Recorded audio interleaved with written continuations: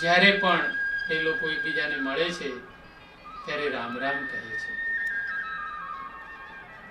રામ રામથી દિવસની શરૂઆત થાય છે. અરે કોઈ નમાલો નિર્બળ કે એવા વ્યક્તિને પણ લોકો કહે છે કે તારામાં રામ નથી કે શું? એ પૌરુષનો પર્યાય છે, ઉત્સાહનો પર્યાય છે, કીર્તિનો પર્યાય છે.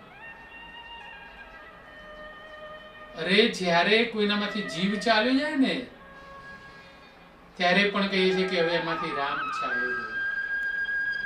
મતલબ આ શરીરની કિંમત, આ ખોડિયાની કિંમત, આ દેહની કિંમત એમાં રહેલા રામના લીધે છે. આ રામ જ્યારે ચાલ્યો જાય ને ત્યારે એને કોઈ અડતું પણ નથી. પછી આ બોડી બની જાય છે, બોડી, શરીર.